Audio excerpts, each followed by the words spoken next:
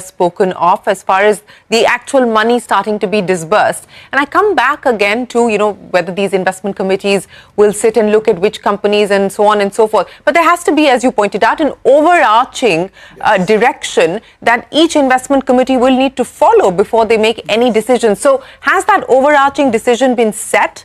If you can share that with us, and when should we expect the fund to actually be operationalized? So, a lot of thinking and a lot of work has already happened. Actually, there are two levels. One is the overarching committee, which is called EGOS, which is chaired by Cabinet Secretary, and PSA and few secretaries are members, which will take overall decisions. The next one, where the fund will be parked, the first level, is Anusandhan National Research Foundation. Okay.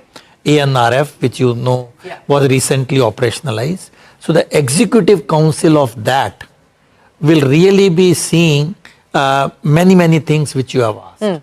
So that's where, and a lot of thinking is happening as we speak, because EC, as you know, is chaired by Principal Scientific Advisor, and DST is responsible for operationalizing it. So many things are actually happening in the background to see how do we have our first cut. Then we have the second level fund managers, which Saurabh said there can be many. Yeah. In addition to what he said, we also have a possibility it can go to focused research organizations, like BIRAC or TDB, which already have some experience, and they can be done, because like many incubation parks and the research parks in IITs are doing very well. And now if this is given to them, they can really accelerate what they have been doing. So that is a very new thing, a very novel thing. So all that actually as we speak is happening. And the identification of whether it is AIF or various, all of will be eligible. It's not one or the other. It will be multi-prong attack. Also, in addition, some funds are also there for deep tech funds of funds, which will be differently dealt with as compared to corporates, because we also need substantial support for that, and that is also covered in this. And that could be a mix of equity and loan. So the government will actually pick up equity in some of these deep tech companies as well? Only in that startups. In the startups. Not in the funds. Yeah. Not in the others. Right. Yeah. No, see, the one good thing is, you talked about implementation. The idea is that we want to accelerate the deployment. You use multiple channels. Now in life, some will work very well, some will be slow, some may not. This is something very new that we're doing. So the idea is to diversify the risks, which is a very intelligent thing to do. When it comes to equity, the government is open to taking equity in startups. But large corporates obviously is a different. It's a different story. Different story. Yeah. So but so far the government has stayed away from picking up equity. I mean, with the exception of debt conversion into equity, which has happened in Vodafone, etc. But that's a separate story altogether. No, I want to correct you. Yeah. When we remember last time we talked about quantum. Yes. In quantum, all startups are being given up to 30 to 50 crores per startup. And we are taking an option to take equity. Already decided. So we are against the money that they are getting. We are not asking for any guarantees, but we are saying when you go for an exit, you give us the equity at 30% discount. So this is the first time the government has already started to think that way. And the interesting part of this fund is that originally when it was announced, it was said to be 50 years, zero interest loan of 1 lakh crore. Now already 20,000 crores this year has already been given to DST. So now DST has the challenge to spend that 20,000 crores by March. So therefore DST is working very fast. Like PSA has been literally working with DST to make this move, because we need to take these decisions very fast. And this is the time we want to nudge the corporates to get into R&D. See, this is a major problem. Corporates have not got into R&D. And by giving loans, let's say, for example, I think the plan is to give 50-50. So if, for example, a particular area of product that we want them to develop, let's take magnets, which are really in short. Yeah. Let's say that needs 500 crores. The government will put in 250 crores. The corporate has to put in 250 crores. The same thing goes for startups. In case of startups, government will put in 70%, 30% startups. So this is the kind of thinking that is going on. And the pace at which this whole program is moving is quite amazing, because it's really got the support of the Prime Minister. And therefore, it is very critical for us to take quick decisions. So, if I may add, Yes. see, the one other very good thing that's happening, and again that takes me back to NASSCOM, that there's very good jugalbandi right now between the government departments. PSA, DST, I mean, everybody is working in sync. There's no turf wars going on. Everybody's trying to make it happen. Huge involvement of industry. They're seeking out, talking to a lot of people, taking the inputs, which was the other part of the jugalbandi. That is accelerating it. What is happening, as Ajay said, if you look at deep tech, who's doing it in the country today? It's only startups. Well, I shouldn't say that. There are some corporates that are doing very good work, but they're in a minority. The bulk of them can get by without R&D. And so they do. The challenge we may have is not so much with the startups. They're doing that in any case. And the way we're dealing with startups, or at least the plan, is a very good one, which is to say to startups, government can take equity, but instead of diluting you today, we'll give you a very concessional loan and convert some of it in your next round, which is very helpful for startups. But then that brings me also to the question of IP, because if the government is actually putting in the money as well, then what happens as far as IP is concerned? Who owns the IP, Professor? The company. IP things are very liberal here. The government is not trying to get IPs actually here. Even in our quantum mission, the IPs will rest with the company. With the company, like the startups or so it's not that one is trying to get control of IP. So it's not, the process has to be friendly to make sure that the high-end R&D, deep R&D gets into commercialization. That is the bottom line of this scheme. We have to convert deep science and technology into viable commercialization. That's a one-line definition of this concept. That's the mission. That's the mission as far as mission statement. And that is why I am emphasizing deep R&D. It cannot be routine R&D. So through your program, we want to give also this message. It is not for really solving day-to-day R&D and you take this. Answer is no. We have to see whatever we do, we have a probability, a high probability to become a global leader. I mean, and if I could get each one of you then to wrap the conversation with exactly that. So, Mr. Chowdhry, those who are watching, companies who are in this space, you know, you talked about, of course, betting on current technologies, AI and so on and so forth, but futuristic technologies that you believe that we should bet on as well. So give us a lay of the land in terms of priorities. I mean, what kind of companies, what kind of technologies do you believe this fund will help commercialize? You know, quantum is already funded. But if quantum, we want to add more things beyond what we have planned, we can do through this fund. Semiconductors, for example. Today, what are we doing in semiconductors? We are basically manufacturing, right? The part that is missing today, which is the government is now seriously looking at doing, is the design part of it. Because that's where our capability lies. Now, we now need to work on system to chip to manufacturing. So we now need to fund system companies. We need to fund chip companies, and then we will have a full ecosystem. So this kind of thinking is what will come in here, where a lot of the areas which various ministries may not be doing fully, the RDI fund can provide for those things to happen. And to each of those corporates or startups, it will be a top-down approach. So we will finally work on deciding which technologies. This whole discussion is going on between industry and the government. And this discussion started even before it was announced. 3-4 months before. So we will have a good list available. At this moment, we can't talk about it because it's not final. I know. So you're constrained by that. Yes, Mr. Srivastava, final comments from you, and then I'll get the PSA. No, I would say this. You mentioned 0.65% of GDP that we do today. We need to get to 3% in 10 years. $7 trillion economy, let's say, 210 billion from 18 billion. The bulk of it has to come from the private sector. Yeah. This fund's intention is not to make a good return on the money. Is to nudge the private sector is to make the private sector take the lead. At the startup world, I can tell you things are happening that are actually unique in the world, right? IIT Kanpur is doing an artificial heart, 1/7 the price of the only other one manufacturer that exists today.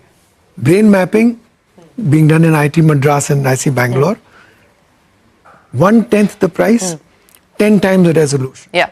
So we're like, where? Enough things here. So where we have a right to win, that is where you believe this fund is going to actually place its bet on. The final comment, when can we expect the first check to be written? If I can be bold enough, I think it will be in less than 2 to 3 months. Less than 2 to 3 months, we'll have the first check being written. That's our target. That's the target. But as I said, I hope we will do it in this, because it's really going at a very, very good pace, and a lot of alignment is there. And as he said, there is a lot of enthusiasm that we have to now convert into actual action. And we cannot do alone from the government. Yes. We need this cutting edge technology proposals from private sector. From the private sector, from industry. Well, ladies and gentlemen, you heard it first right here on CNBC TV 18. The hope, the target, the aspiration is that the first check, courtesy the government's R&D fund, is written out in the next 2 to 3 months. We wish you the very best of luck with that, Professor Sood. Thank you very much, Mr. Chowdhry and Mr. Srivastava, for joining us. And if that does indeed happen, then CNBC TV 18 would have played a part in that as well.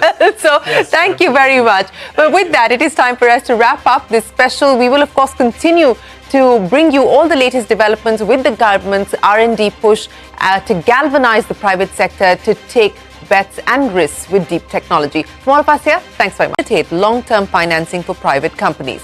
Now, the aim is to provide risk capital to sunrise sectors, promote adoption of cutting-edge technology and boost competitiveness. The government also plans to facilitate a deep tech fund of funds. India's overall spending has increased steadily in the last decade from less than 60,000 crore rupees in FY11. R&D spending in FY21 has nearly doubled to 1.2 lakh crore rupees. According to the government's latest economic survey, the number of patents issued in FY24 nearly 1 lakh compared to just 25,000 patents issued in FY20. But the same economic survey also points at India's R&D expenditure lagging behind several nations. R&D spends in India stands at just 0.65% of the total GDP. China spends 2.4% and the US spends 3.5% of its GDP on R&D. And it's not just the government. The contribution of the private sector to R&D spending in India remains very low. The private sector accounts for just 36% of the total R&D expenditure in India compared to 75% in the US and 77% in China. In a world divided by trade wars, India needs to develop its own technologies to remain self-sufficient. The recent export curbs by China on rare earth magnets is just one case in point. So how can India build strength in sectors like semiconductors, quantum security and cybersecurity? Will this new fund help kickstart an R&D revolution? Joining us now to discuss all of this and more, Ajay Sood, the Principal Scientific Advisor to the Government of India, Ajai Chowdhry, the founder of HCL and also the head of the Quantum Mission, and Saurabh Srivastava, the co-founder and former chairman of NASSCOM. Gentlemen, many, many thanks for joining us here on the program. So if I can start by asking you, there's been a long anticipation of what this fund is going to do, but I want to link this fund to the strategic imperatives and national priorities that India must bet on. Let's start with that and then move towards how we make this fund work, how this fund is operationalized. What should India today, given the geopolitics, given the volatility, bet on? So if you look at it, as you said, we need to see what is needed for technological sovereignty of a country. So we need to see what technologies we should be able to have control and not be dictated by other forces. Now that will have to be decided. There are many of them which are very obvious, as you pointed out, but also we have to also see which are little bit futuristic. And that also we have to focus right away. I mean, of course, the immediate thing which you saw in the recent conflicts is the unmanned armed vehicle, UAVs, autonomous vehicles. But that is something, again, is come very timely, but there will be many such things which will happen. So we have to be tech ready to do all this. And in all this, the private sector investment and the private sector working with academia is absolutely must. You're right in pointing that out, that we need much deeper collaboration and deeper partnership there. But linking tech sovereignty to national security, you brought up the issue of Operation Sindoor, and I would imagine that this now is a challenge and a priority as far as the government is concerned. UAVs are only one aspect to consider. So is there a thinking now? I mean, the Defence Ministry has its own agenda as far as indigenization and localization is concerned. But is there a thinking now on what India should bet on to marry tech sovereignty with defence self-reliance as well? Answer is yes. I mean, these are being discussed at various fora, and many of us are part of it. And in all this, when you say tech sovereignty, it also does not mean doing everything yourself. It's not like 100% you have to do it here. You need to see what is critical here and which are your reliable global partners on a long term, which is always... Is there any reliable global partner today? May not be, but you can do in stages. You have to do in stages. And this is where the critical thinking is needed. And answer is that lot of it is now being thought over, be it drones, be it anti-drones, be it semiconductor technology, be it AI, as you have been getting to know this. So many of these things like biotechnology, which is really, really in the background of many development, is again happening on this in this manner. Mr. Chowdhry, I know that you're a worried man, and I know you've been a worried man for a few years now, and you believe that time is of the essence. We need to act, and we need to act with a sense of urgency. So for the benefit of everyone watching now, let's lay out the next steps. What are we supposed to focus on? What should one think is going to be in the escalation ladder, if I can use that since we're talking about defense, the next steps of action? You see, I think one area that we must understand that economy and military strength is now directly linked to technology. So if we don't have the technology, we'll have neither. Now, first thing that we need to do is to identify areas where we must excel and own our own technology. As you rightly said, we don't have any friends. We don't know who are our friends. So if we are living in this unipolar world, we need to identify all the technologies that we will need for the next 10 to 15 years. Some of them will not work for us. Some of them will work for us. But as Professor Sood said, in some cases, if we have to collaborate, I would rather go and buy some technology. So this fund actually provides for buying of technology also. And buying of companies also. And not just Indian companies? No, global companies. So for example, we are sitting in one particular technology at level 5. We want to get to 10. Why not go and buy 5 and then get to 10 rather than go from 0 to 10? So that's the approach we have to take, because as you rightly said, time is of essence. Suddenly, this particular war was thrust on us. Before that, see what the technology that the Pakistanis used?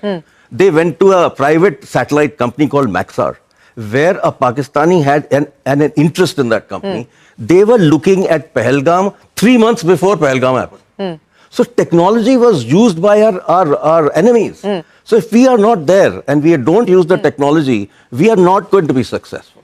Let's now talk about operationalizing this fund. And Mr. Srivastava, you have the experience of having worked with the government and within the government ecosystem. That's how NASSCOM happened, and that's how the Indian IT export story happened as well. You're talking about acquisitions. You're talking about investing in private companies. This is a government fund. How does this government fund now decide which companies to invest in, which entrepreneurs to back, which technology to invest behind? You know, Shereen, the very heartening thing is that the government does understand that this fund can't be run in the normal bureaucratic way that things are done. It completely understands that.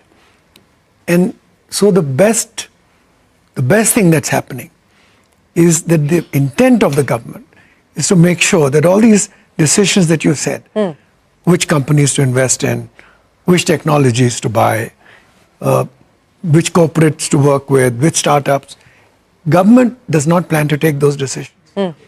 The government plans to layer it down and create a second level of entities, which may be fund of funds, AIFs, NBFCs, DFIs, all of those banks.